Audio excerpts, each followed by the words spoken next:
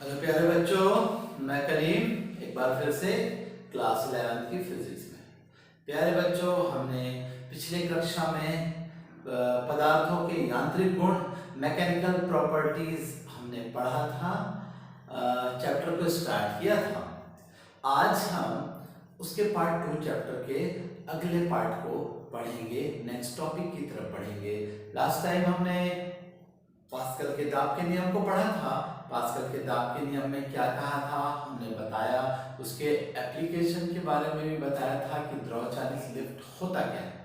आज हम चलेंगे, हमारा जो नेक्स्ट टॉपिक है वह है तरल दाब पर गुरुत्व का प्रभाव, और उसकी तरफ हम बात करेंगे कि तरल दाब पर गुरुत्व का प्रभाव क्या होता है। ठीक है बेटा।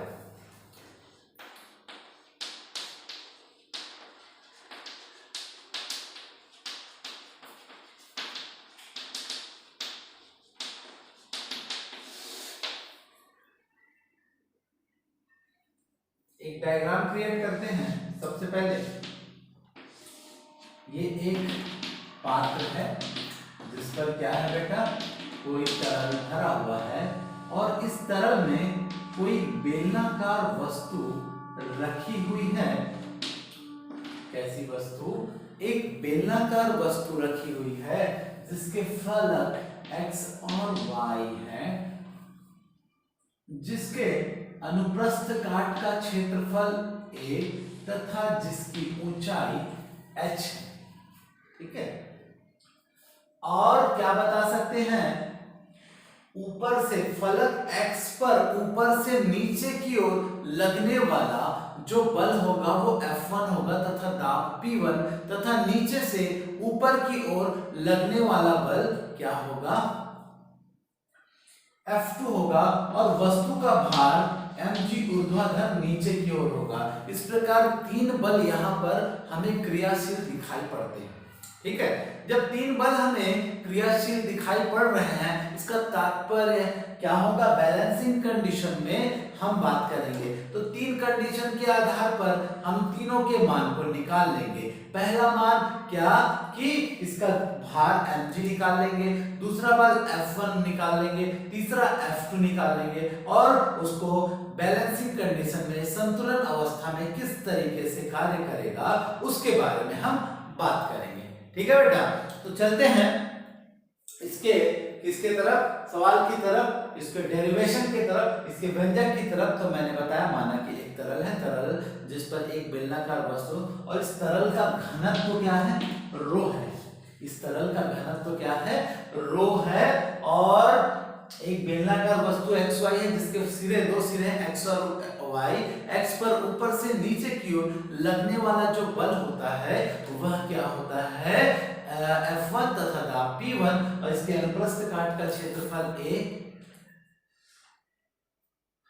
दूसरे सिरे y पर लगने वाला जो बल होता है वह F2 होता है, जो नीचे से ऊपर की ओर लगता है, और उस पर लगने वाला जो दाब होता है वो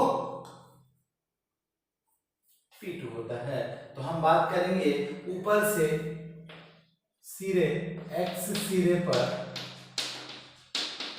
ऊपर से नीचे की ओर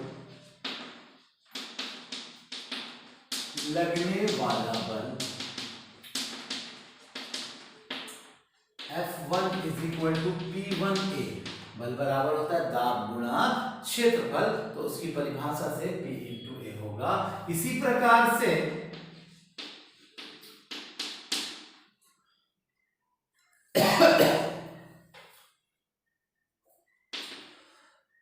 y सिरे पर नीचे से ऊपर की ओर लगने वाला बल। तो पता चला ये F1 नीचे की ओर लग रहा है और ये F2 ऊपर की ओर लग रहा है। ठीक है भाई। F2 is equal to P2A। तो मैंने कहा ये समीकरण 2, ये समीकरण 1। अब क्या करेंगे बेटा, वस्तु के भार के बारे में हमने चर्चा करना है कि वस्तु का भार कैसे हमने निकालना है। तो कहा वस्तु का भार इज इक्वल टू होता है mg। तो m मतलब मास, मास मतलब द्रव्यमान, द्रव्यमान बराबर होता है आयतन गुना घनत्व। क्या होता है? आयतन गुना घनत्व, और इंटू क्या है? गुरुत्वीय त्वरण जी तो चल ही रहा है। तो आयतन बराबर होता है क्षेत्रफल, क्षेत्रफल गुना ऊंचाई गुना घनत्व गुना जी। ठीक है बेटा, आयतन बराबर होता है क्षेत्रफल गुना ऊंचाई या विस्थापन या दूरी कह सकते हैं। तो क्षेत्रफल, तो इसका अनुप्रस्थ काट का क्षेत्रफल क्या है? a है। ऊंचाई क्या है? बेलन की h है, और घनत्व को मैंने रो कहा है, और ये क्या होगा? g होगा। तो ये हो गया AH रो g। इसके बारे में हमने बात किया। तो अब हम क्या करेंगे बेटा? समीकरण नंबर 3 हो गया। तो संतुलन अवस्था में आप देखेंगे नीचे की ओर लगने वाला बल बराबर ऊपर की ओर लगने वाला बल, अर्थात क्रिया के विपरीत क्या होगी? प्रतिक्रिया बराबर होगी। अर्थात संतुलन अवस्था में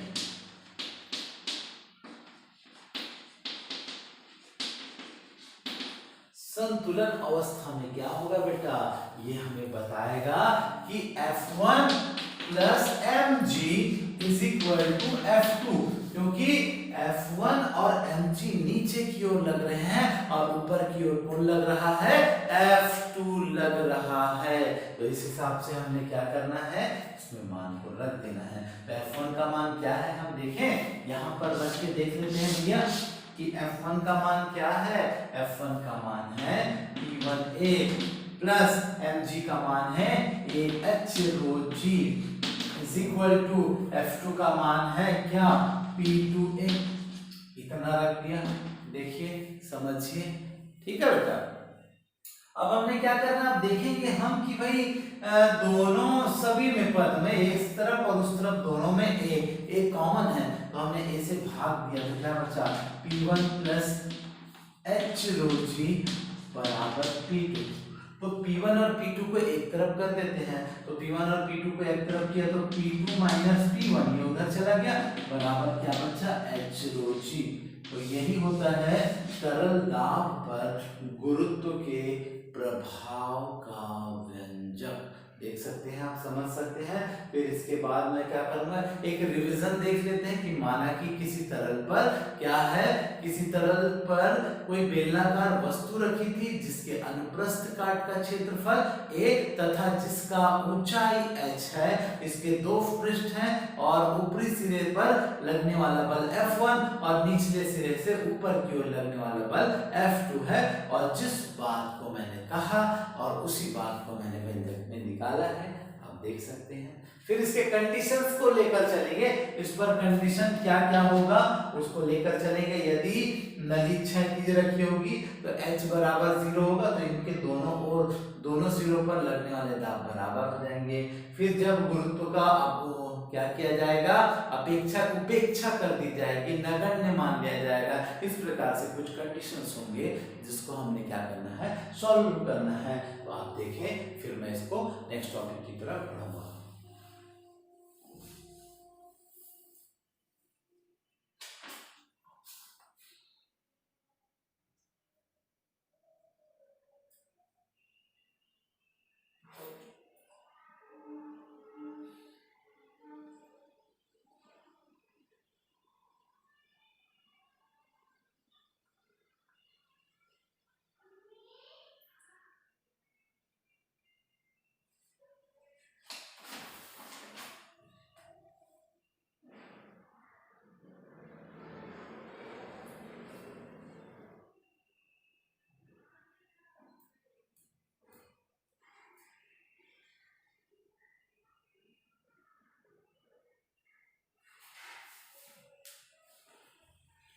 तो इसके कंडीशन की तरफ हम चलते हैं।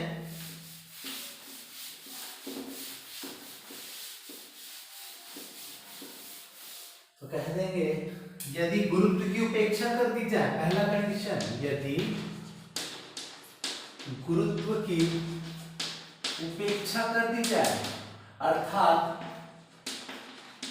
g बराबर क्या हो जाएगा भैया, 0 हो जाएगा।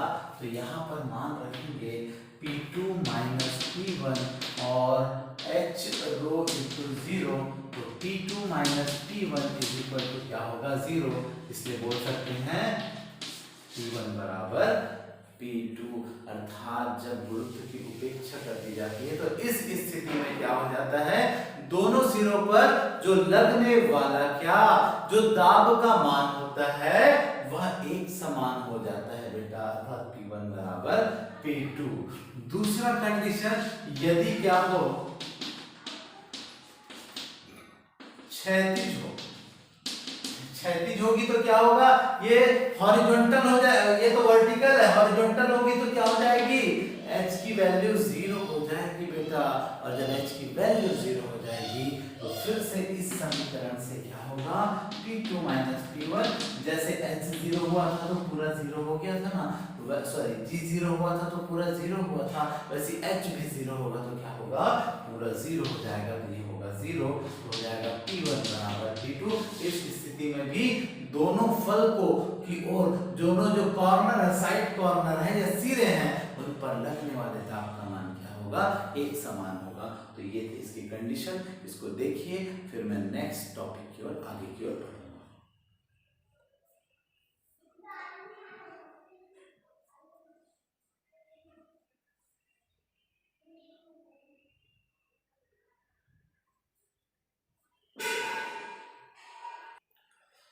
अब कुछ परिभाषाओं की तरफ चलते हैं। इनमें से कुछ, सबसे पहले धारा रेखीय प्रवाह, धारा रेखीय प्रवाह या अपरिवर्ती प्रवाह भी कहते हैं। एक होता है क्रांतिक वेग और तीसरा होता है विक्षुब्ध प्रवाह।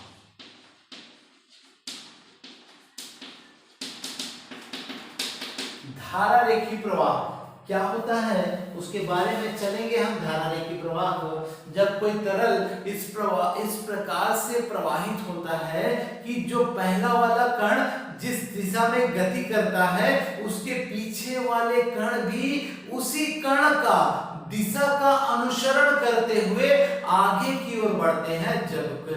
जब कोई तरल इस प्रकार से गति करता है कि जो पहले वाला कण जिस दिशा में गति करता है उसके बाद वाली सभी कण भी क्या होते हैं, उसी के दिशा का क्या करते हैं, अनुसरण करते हैं। उसे ही हम क्या कहते हैं बेटा, धारा रेखीय प्रवाह कहते हैं।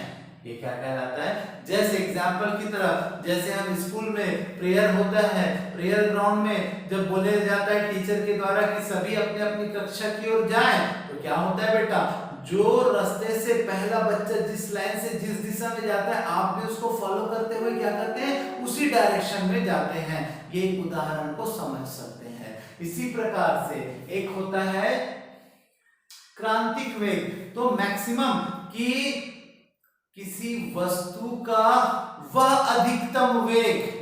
धारा रेखी का मतलब क्या हुआ कि वह वस्तु क्या हो रही है, एक अपने नियम को पालन कर रही है, जो फ्लो का जो लॉ है उस फ्लो के लॉ को क्या कर रही है, पालन कर रही है, उसको फॉलो कर रही है। इसलिए क्या हो रहा है कि जब तक, जैसे एक उदाहरण देते हैं फिर इसकी परिभाषा दूंगा क्रांतिक वेग की, कि मान लिया जाए हमारे गाड़ी में, बाइक में इकोनॉमी जो 100 सीसी की बाइक रहती है वह क्या होती है, वह क्या बताती है कि मैं 100 सीसी की बाइक हूं, मेरा इकोनॉमी होता है 50 किलोमीटर तक आप स्पीड तक मुझे चलाएंगे तो आपको कोई भी दिक्कत नहीं होगी, उससे ज्यादा वेग से चलाएंगे तो वो आप रिस्पॉन्सिबल हो जाओगे। तो इसका मतलब ये हुआ बेटा, ये यह बताना चाह रहा है कि अगर आप बह रहे हो लेकिन आपका वेग अधिकतम वेग, वह अधिकतम वेग जिस वेग पर वह कौन से वेग, धारा रेखी प्रवाह में हो। धारा रेखी प्रवाह का मतलब जब प्रत्येक जो सामने वाले कण के पीछे पीछे समस्त कण क्या कर रहे होंगे, उसका अनुसरण कर रहे होंगे। इसका सबसे अच्छा एग्जांपल मान लिया जाए, प्रेयर हो रही थी, अब लाइन से जाना था और जैसे ही बारिश हुई, धीमी धीमी बारिश हुई तो बच्चे फास्ट जाएंगे, सामने वाला दौड़ दौड़ के फास्ट जाएगा तो उसके पीछे वाला भी उसी के पीछे फास्ट फास्ट जाएगा, लेकिन लाइन नहीं टूटना चाहिए। उसी प्रकार से वह अधिकतम वेग जिस वेग पर उस कण का वेग क्या होगा, धारा रेखीय होगा, तो उसे क्या कहेंगे, क्रांतिक वेग कहेंगे। वो मैक्सिमम वेलोसिटी जिसमें वो किसको, कौन से मेथड को फॉलो करता होगा, धारा रेखी प्रवाह को फॉलो करता होगा, मतलब सामने वाले कण के पीछे पीछे जाता होगा, तब क्या कहलाएगा, वह क्रांतिक वेग कहलाएगा। अर्थात वह अधिकतम वेग जिस वेग पर उस कण का वेग क्या होता है, धारा रेखी प्रवाह होता है, उस कण का प्रवाह धारा रेखी होता है या अपरिवर्ती प्रवाह होता है, उसे ही हम क्या कहते हैं, धारा रेखी प्रवाह कहते हैं, सॉरी क्रांतिक वेग कहते हैं। अब विक्षुब्ध प्रवाह, नाम से ही है विक्षुब्ध। जैसे आप देखते हैं ना, जब बारिश होती है, बहुत जोरदार धीमी बारिश होती है, तो पानी, इधर का पानी, उस मोहल्ले का पानी एक बड़े से नाले में जाकर गिर जाता है। लेकिन जब बहुत जोरदार बारिश, बहुत कम समय के लिए बहुत जोरदार बारिश हो जाती है, 10 मिनट में बहुत जोरदार बारिश हो जाती है, तो क्या होता है, पानी देखना उथल पुथल, लाइन से नहीं, ये उसके ऊपर से जा रहा है, उधर के पानी इधर से उधर से इस प्रकार से जाती है, वहां पर धारा रेखी नहीं होता। मान लिया जाए प्रेयर का उदाहरण फिर दूं कि भाई प्रेयर हो रहा है, जैसे जोरदार बारिश हो गई तो कोई धारा रेखी प्रवाह नहीं, सामने वाले का अनुसरण करने के लिए भीगने का इंतजार नहीं करेगा। अर्थात क्या होगा, कोई इधर भागेगा, कोई उधर भागेगा, कोई पहले क्लास की ओर जाने का प्रयास करेगा ताकि वो भीगने से बच सके। अर्थात यहाँ पर कोई क्रांतिक वेग से भी वेग अधिक हो जाता है। जब द्रव का वेग, द्रव के प्रवाह का वेग जब क्रांतिक वेग से भी अधिक हो गया, मतलब टिड़ी बिड़ी हो गई, इधर उधर भाग गया, क्रांतिक वेग से भी अधिक हो जाता है, तो इस प्रकार के वेग को क्या कहते हैं, इस प्रकार के प्रवाह को विक्षुब्ध प्रवाह कहते हैं। और विक्षुब्ध प्रवाह में क्या होती है, सभी द्रव इधर उधर भागते हैं, वह लाइन से नहीं रहते, तो वह वेग, वह द्रव का वह प्रवाह जिसमें द्रव का प्रवाह क्रांतिक वेग से अधिक हो जाता है, उसे ही हम क्या कहते हैं, विक्षुब्ध प्रवाह कहते हैं। जैसे बहुत ज्यादा बारिश होती है तो द्रव के कण एक दूसरे के ऊपर, उधर से जो आ रहा है वो उसके ऊपर, वो उसके ऊपर, इधर से उधर से, बहुत ही जब जोरदार बारिश होती है तो आप नाली के बहाव को देखना, उसमें जो पानी का जो कलरव ध्वनि सुनाई पड़ती है ना, वो बताता है कि मैं धारा रेखी प्रवाही हूँ, क्योंकि शांत जल एकदम धीमा बहता है, धीमा बह रहा है मतलब वो शांत जल होगा, और ये साउंड कर रहा है मतलब ये धारा रेखी प्रवाह में नहीं है, क्रांतिक वेग से अधिक हो गया है, इसलिए विक्षुब्ध प्रवाह हो जाता है। तो ये था बेटा कुछ महत्वपूर्ण परिभाषाएं। अब हम चलेंगे आगे की ओर। एक है हमारा अंतिम टॉपिक आज का, वह है रेनॉल्ड्स संख्या। क्या है, रेनॉल्ड्स संख्या। एक नली के बारे में बता रहे हैं। ये एक बेलनाकार नली है जिसमें रो घनत्व का द्रव बह रहा है, जिसका व्यास क्या है भैया, d है, और इसकी श्यानता गुणांक क्या है, ईटा है। तो मान ऑसबोर्न रेनॉल्ड ने एक द्रव के बहाव को बताया था। ऑसबोर्न रेनॉल्ड नामक एक भौतिक शास्त्री ने क्या किया था, इसके बारे में बताया था क्या, कि जब कोई द्रव किसी नली में, बेलनाकार नली में बह रही है तो उसके बारे में कंडीशन बताया, कुछ बिंदुओं को रखा, उन बिंदुओं के बारे में हम चलेंगे और उस पर चर्चा करेंगे। क्या, तो बताएंगे द्रव जब बहती है तो उस द्रव का क्रांतिक वेग, द्रव का क्रांतिक वेग, अभी पढ़ा था हमने क्रांतिक वेग, वह अधिकतम वेग जिस वेग पर वह धारा रेखी प्रवाह पर बहती होगी। ठीक है बेटा, तो बताया क्या, क्रांतिक वेग द्रव के श्यानता गुणांक ईटा के अनुक्रमानुपाती, क्या, ईटा के क्या होती है, अनुक्रमानुपाती होती है, अर्थात VC प्रोपोर्शनल टू ईटा। ये समीकरण नंबर 1। दूसरा कहा क्या, नली के व्यास के अनुक्रमानुपाती, अर्थात क्या हुआ बेटा, VC प्रोपोर्शनल टू D, जैसे मैंने नली के व्यास को D कहा, ठीक है। फिर तीसरा कहा नली में बहने वाली द्रव के घनत्व के व्युत्क्रमानुपाती, अनुक्रमानुपाती नहीं,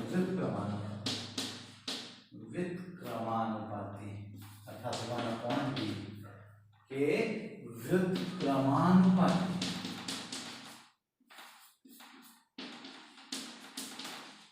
तो क्या होगा बेटा, तीनों को मिलाकर लिखेंगे ना, ये दो हुआ, अर्थात VC प्रोपोर्शनल टू 1/ρ, तीनों को मिलाकर लिखेंगे। जब मिलाकर लिखा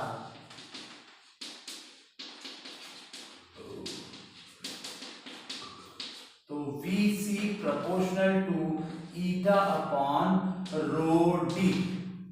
ठीक है बेटा। ये क्या बता रहा है, इसके बाद अगर हम इस चित्र को डिलीट कर दें तो हम देखेंगे क्या, VC is equal to K η/ρD, जहां K एक नियतांक है जिसे रेनॉल्ड संख्या कहते हैं।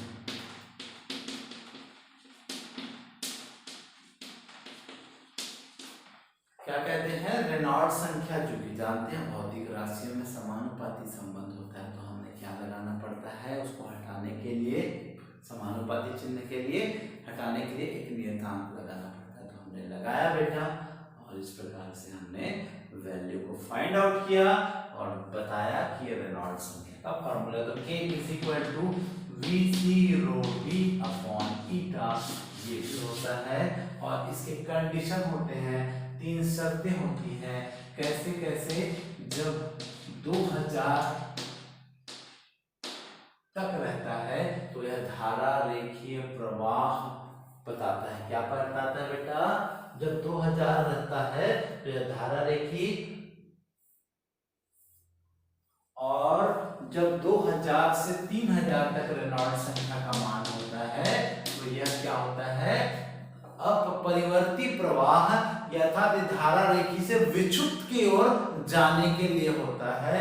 और जब 3000 से अधिक हो जाता है तो क्या होता है, इस स्थिति में इस द्रव का प्रवाह क्या हो जाता है भैया, धारा रेखी से विक्षुब्ध हो जाता है। तो आपको कई बार पूछता है 2000 तक धारा रेखी, 2000 से 3000 के स्थायी रूप से क्या हो जाता है, ये धारा रेखी से परिवर्ती रूप से परिवर्ती होने के लिए कार्य करता है। और क्या होता है, 2000 और 3000 के बीच होने पर द्रव का प्रवाह अस्थायी रहता है, अर्थात धारा रेखी तथा विक्षुब्ध प्रवाह में बदलने का प्रयास करता है। और 3000 में यह धारा रेखी से बाहर रहता है। तो ये था बेटा हमारा रेनॉल्ड संख्या का व्यंजक, देख सकते हैं आप, समझ सकते हैं।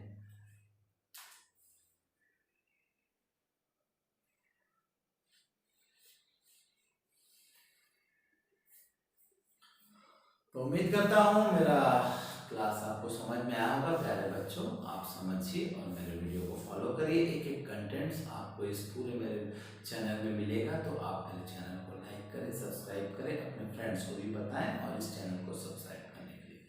तो मैं विदा लेता हूँ आपसे, फिर मिलूंगा अगले क्लास में, तब तक के लिए